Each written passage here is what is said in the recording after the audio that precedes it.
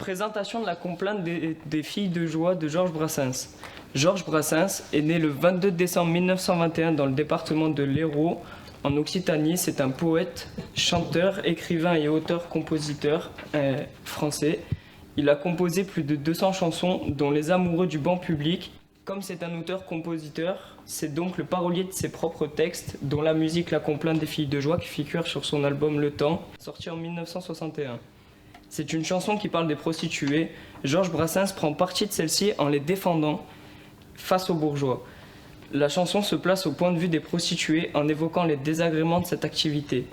Mépris du public, persécution policière, fatigue et problèmes de pied, saleté ou laideur des clients, et bref, etc. Et il en conclut donc que ces femmes méprisées ne sont pas différentes des autres et méritent la compassion et le respect. Un soir, en sortant d'une salle de concert, Brassens reçut une véritable ovation de dizaines de ces dames. L'attendaient depuis longtemps pour l'applaudir. Elles étaient venues en tenue de travail pour qu'elles sachent bien de qui venaient les acclamations. Le texte est répétitif et assez simpliste, malgré la complexité et le fond du texte. Voilà. Bien que ces vaches de bourgeois, bien que ces vaches de bourgeois les appellent les filles de joie, les appellent les filles de joie. C'est pas tous les jours qu'elles rigolent, parole, parole, c'est pas tous les jours qu'elles rigolent. Car même avec des pieds de grue, car même avec des pieds de grue, faire les 100 pas le long des rues, faire les 100 pas le long des rues, c'est fatigant pour les guiboles, parole, parole, c'est fatigant pour les guiboles. Non seulement elles ont des corps, non seulement elles ont des corps, des œils de perdre mais encore, des œils de perdre mais encore, c'est fou ce qu'elles usent de rôle, parole, parole, c'est fou ce qu'elles usent de rôle. Donc, Elle attend son petit, c'est une musique de Pierre Perret. Pierre Perret aujourd'hui il a 87 ans, donc c'est un auteur qui joue sur les mots et la masculinité de la langue française, qui est très investi dans la cause féminine et le racisme. Il a sorti à ce jour 28 albums. Il arrive à lier humour et sujet sérieux en parlant dans ce titre de l'avortement, mais il parle aussi du racisme comme dans sa chanson Lily. Et il est investi dans plein d'autres causes encore. Il attend son petit est sorti en 1981 et c'est une chanson qui parle de l'avortement et de la loi du 17 janvier 1975, dite loi Veil. C'est une loi accordant une dépénalisation de l'avortement en France qui permet aux Françaises d'avorter. Il explique les différents aspects de la vie avant que cette loi passe.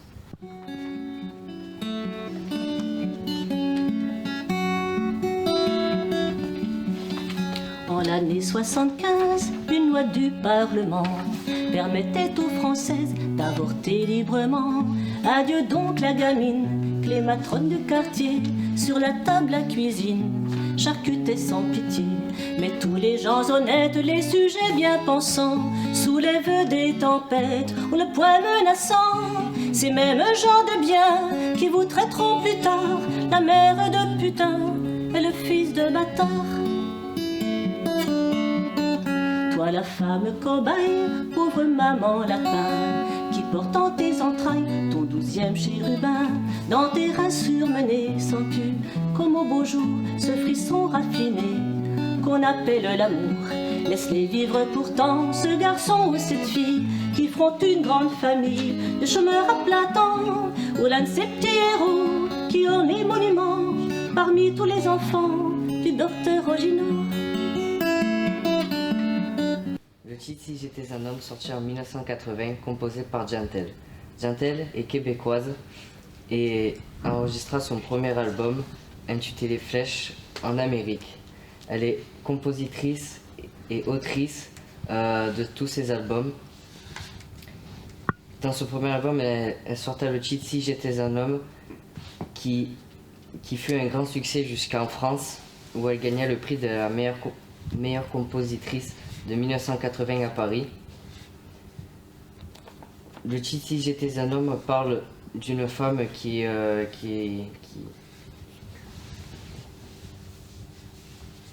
rêve d'être un homme pour pouvoir être romantique, et dénonce ces hommes qui ne font plus assez d'attention envers les femmes depuis que les temps ont changé et que chacun est pour soi. Et voilà.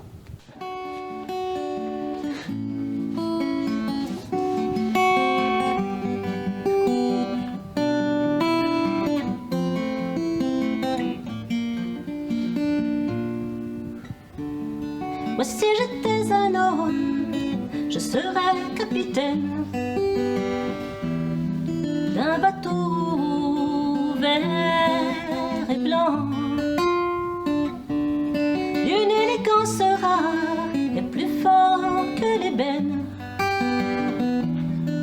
Pour les trop mauvais temps, je t'emmènerai en voyage, voir les plus beaux pays du monde. Te ferai l'amour sur la plage, en savourant chaque seconde, où mon corps engourdi s'enflamme, jusqu'à s'endormir dans tes bras. Mais je suis femme et quand on est femme, on ne dit pas ces choses-là.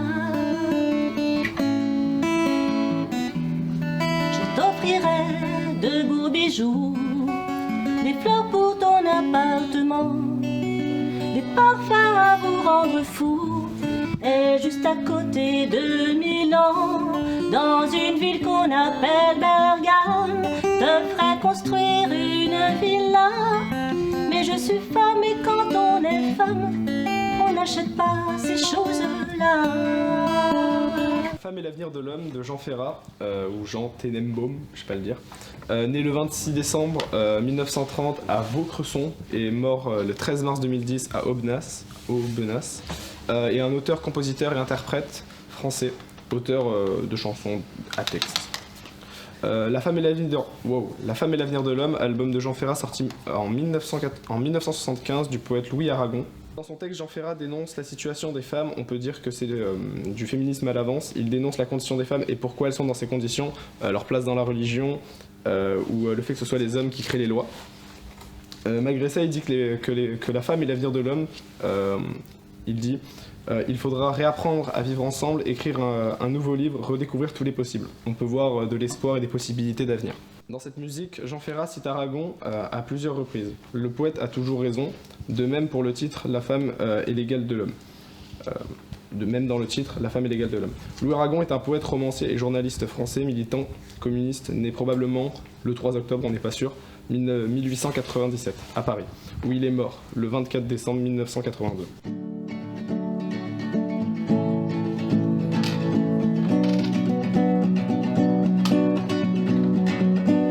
Le poète a toujours raison, qui voit plus haut que l'horizon,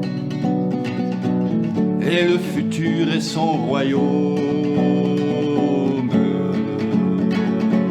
Face à notre génération, je déclare avec Aragon, la femme est l'avenir de l'homme. Entre l'ancien et le nouveau, votre lutte à tous les niveaux de la nôtre est indivisible.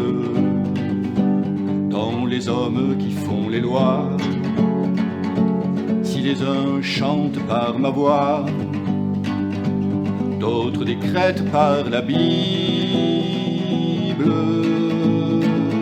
Jacques Brel, né le 8 avril 1929 en Belgique et mort le 9 octobre 1978 à Bobigny en France, est un auteur, compositeur, interprète, poète, acteur et réalisateur belge. Il a principalement lutté contre les conditions ouvrières. Jacques Brel rend un vibrant hommage aux dirigeants socialistes dans ce titre Jaurès de 1977, présent sur son dernier disque. Les paroles insistent particulièrement sur les conditions d'existence sordides des ouvriers à la fin du XIXe siècle et au début du XXe. Il finit malheureusement par être assassiné 3 jours avant la guerre. Ils étaient usés à 15 ans, ils finissaient en débutant. Les 12 mois s'appelaient décembre. Quelle vie ont eu nos grands-parents, entre l'absinthe et les grands-messes. Ils étaient vieux avant que d'être 15 heures par jour, le corps en laisse au visage un tas de cendres. Oui, notre monsieur, oui, notre bon maître, pourquoi ont-ils tué Jaurès? Pourquoi ont-ils tué Jaurès? On ne peut pas dire qu'ils furent esclaves de la dire qu'ils ont vécu. Lorsque l'on part ainsi vaincu, c'est dur de sortir dans la clave. Et pourtant l'espoir fleurissait dans le rêve qui montait aux yeux des quelques ceux qui refusaient de ramper jusqu'à la vieillesse. Oui, notre beau maître, oui, notre monsieur, pourquoi ont-ils tué Jaurès? Pourquoi ont-ils tué Jaurès? Si par malheur il survivait, c'était pour partir à la guerre, c'était pour finir à la guerre.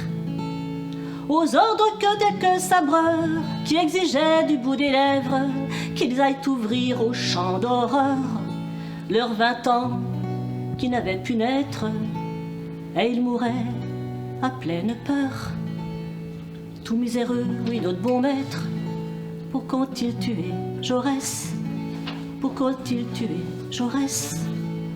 Demandez-vous, belle jeunesse, le temps de l'ombre d'un souvenir, le temps du souffle d'un soupir. Pourquoi ont-ils tué Jaurès? Pourquoi ont-ils tué Jaurès?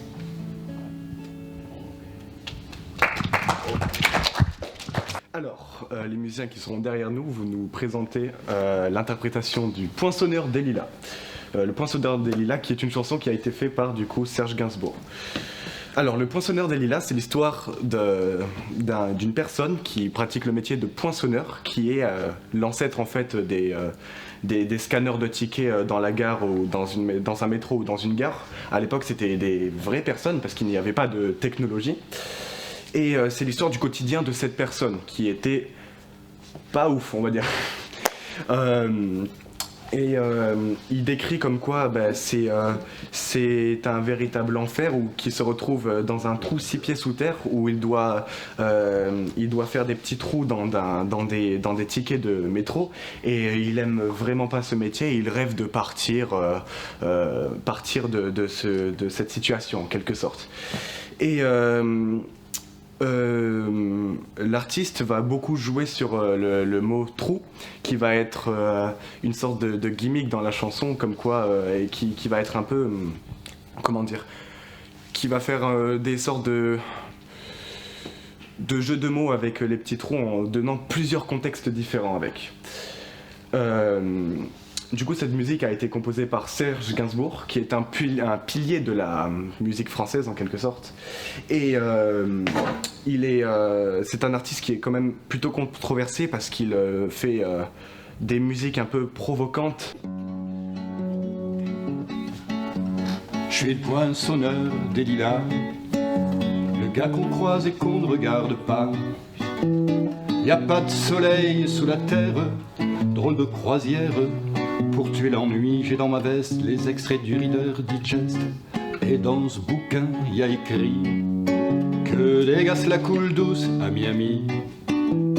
Pendant ce temps que je fais le zouave au fond de la cave, paraît qu'il n'y a pas de sous-métier. Moi je fais des trous dans des billets. Je fais des trous, des petits trous, encore des petits trous. Des petits trous, des petits trous, toujours des petits trous. Des trous de seconde classe, des trous de première classe. Je fais des trous, des petits trous, encore des petits trous. Des petits trous, des petits trous, toujours des petits trous, des petits trous, des petits trous, des petits trous. Je suis le poinçonneur des lilas, pour un valise changé à l'opéra.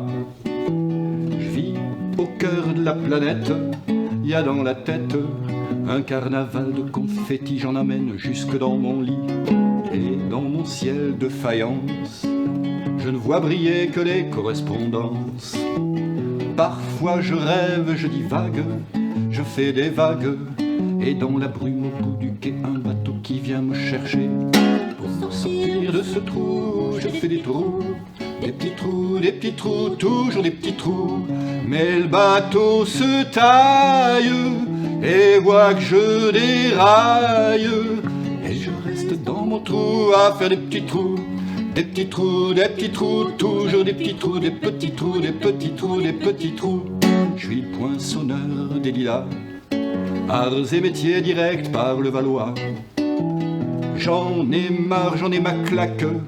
Dans ce cloaque, je voudrais jouer la fille de l'air, laisser ma casquette au vestiaire.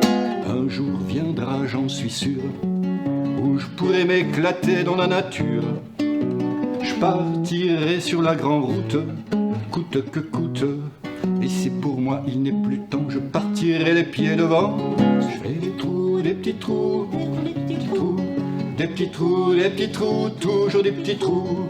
Y a quoi devenir dingue, de quoi prendre un flingue, se faire un trou, un petit trou, un dernier petit trou, un petit trou, un petit trou, un dernier petit trou, et on me mettra dans un trou et je n'entendrai plus parler de trous.